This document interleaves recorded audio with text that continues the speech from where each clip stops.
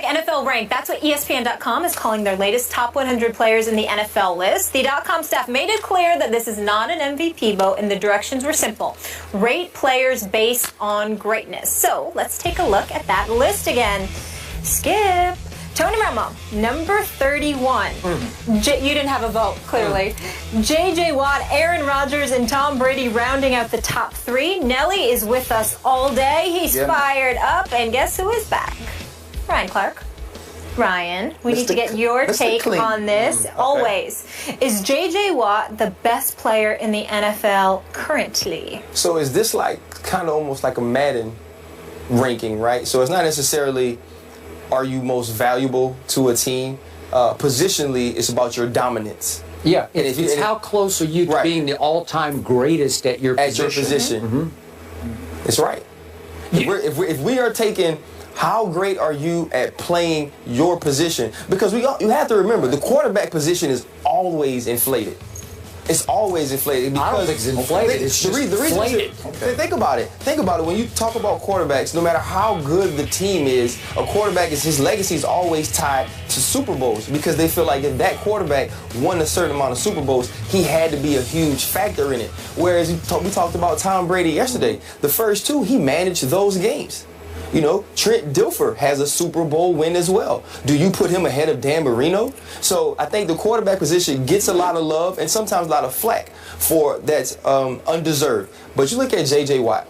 He's the most dominant person playing a position in football.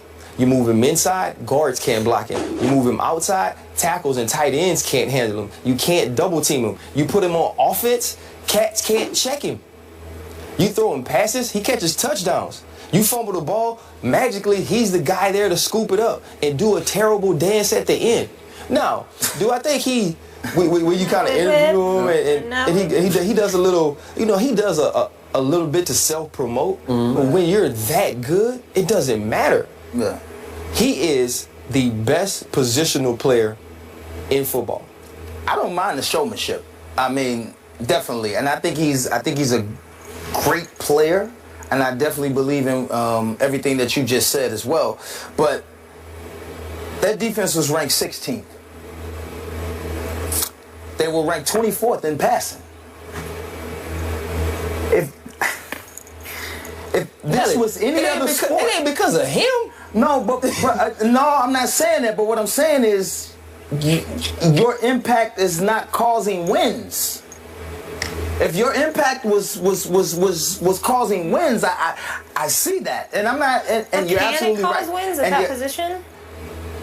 I don't know. That's what I'm saying. It can cause wins from the quarterback position. So, in other words, sometimes that position is more valuable. So, if that position is more valuable, how can that position not be at the top of the list? That's just my thinking. Because they said it wasn't an MVP vote, though. And you lighten me up to that. And everything that you just said, now rethinking it, I have to agree with you. If that's the criteria upon which this list was made, then yeah, I don't think there's a better defensive lineman in the game, because like you said, you can move him anywhere. He's going to have that type of impact. I agree. I would love to have him on the Rams. I mean, you know what I'm saying? Well, I mean, if he's this good, everybody needs him.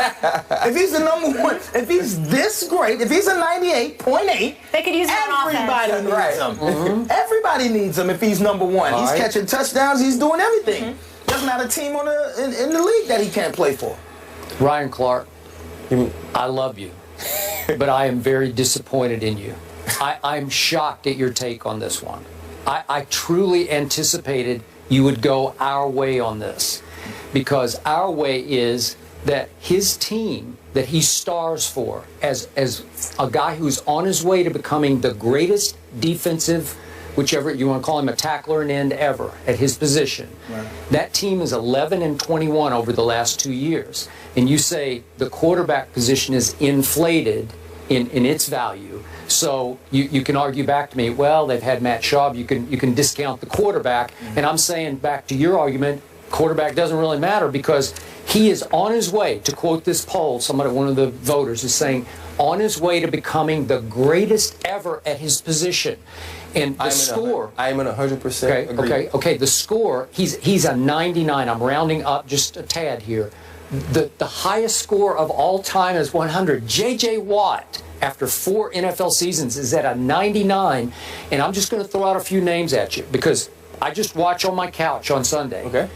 Lawrence Taylor leaped off my screen. No doubt. He took over football games in ways that shocked and astonished me because you could just see it. He was unblockable coming off the edge, and he broke Joe Theismann's leg, compound fractured it to the bone was sticking out of his leg. And I know I'm being dramatic here, no, it's real, but still, that's the kind of play that Lawrence Taylor routinely made. When he was in his right mind, he had his issues, but in his wrong mind. When he was in his wrong mind, He's good. But listen, Charles Haley just got in the Hall of Fame, and he deserved to be in years ago because he's 5 Super Bowl rings. Just absolute unblockable monster coming off the edge. I saw it. People He scared. played with Jerry Rice. He played with Roger Craig. Okay, but in Dallas, he took defense. Hey, Ryan, that helps you win Super Bowls. The 1992 Dallas Cowboys were not remotely ready to do what they were about to do, and Charles Haley was the X factor. They stole him from the 49ers, and he took them over the edge into the Super Bowl. Okay? Yes, sir. Okay. So then I keep going to Deion Sanders. He changed the game of football. He's 100 at his position. And again, as a defensive force, that changes the way you game plan. I'm just not, I know what J.J. Watt does. I get all that, but it's not having dramatic impact on the outcome of the football game. Was Deion Sanders the same Deion Sanders when he was an Atlanta Falcon? No.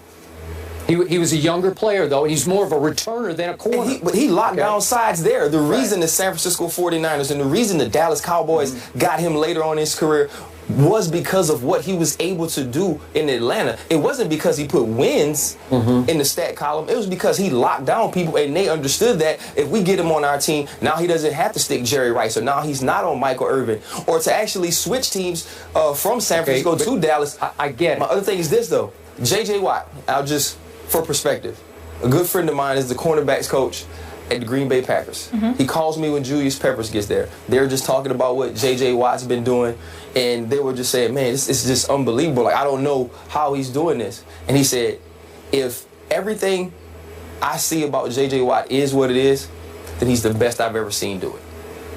This is Julius Peppers, who's one of the best players, who has been one of the best players at his position since he's been in the league. He said, if everything is what I see, he's the best I've ever seen do it. And that's from a peer. That's from somebody that plays the position. I'm not saying that if we were drafting guys, would I take Aaron Rodgers first? No doubt. Would I take Tom Brady right after him? I sure would. But if we're talking about a person that dominates his position, he dominates this position to me like when Randy Moss first got into the league in Minnesota, he dominated that position. Right. He was probably the best player in the NFL just positionally. Maybe not most important or most valuable. And so for me, you put J.J. Watt on any team, he does this. Okay, it's a hard position to produce wins from. I'm doing eye test here. I don't get to watch the Texans every game because, frankly, I haven't cared about the Texans that much over the last last 4 years, for that matter. But I watched the whole game when they played at Jerry World against my Dallas Cowboys. It went to overtime. Romo finally made a throw to Dez. We're about to talk about who's more valuable between those two. Yep. But it broke the game open. And yet I watched the whole game, and I did not walk away from my TV set saying, man, that J.J. Watt was unblockable today. He was good, but he wasn't all-time great to where I said, that guy is it, man. That's the greatest I've ever seen. He's had over 20 sacks 2 of the last 3 years. Okay, and they went 2 and 14. You only played 14. 16 games. Okay, 2-14 and 9-7. Somehow it's not having rub-off effect on this football team. It's I think, again, it's almost... The Giants made the playoffs when Strahan had 22? I don't know. 22, I don't remember that. No. Brett Favre gave him the last one, right? Okay, so the 21 he got. Okay. Right. But they didn't win the Super Bowl that year. That didn't necessarily produce a championship team, but he was killing it. Well, I don't think, again, and you have enlightened me to this. Oh, are you folding? No. Come on over, Nelly. Listen, Come on over. He hasn't going like, down, baby. But see, like I asked earlier, who did this list? Because I wanted to 70 know the people criteria. voted. 70 people. Well, I wanted to know their thinking and going into this list because it was hard for me to understand it as part of the voting. But if you say the voting is what it is as far as who dominates their position like no other. He dominates his position like no other. But are we saying? But are we saying that position rules the game of football? No, that's not what. Okay.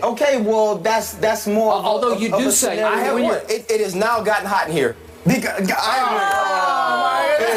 gotten hot in here. We dropped two in 1 second. you mispronounced the final word in that line, right? Her. Yeah. Look at that. Put the 2 R's in there, man. All right, so on. J.J. Watt is one of 7 players to win multiple Defensive Player of the Year awards. The other is Ray Lewis, and the other 5 are all in the Hall of Fame. Of course, Ray Lewis will be as well. So we asked you guys earlier in the show, which player would you rather have, Dez Bryant or Tony Romo? The results are in. We're getting into that after the break. Ryan, you are staying put. Uh-oh.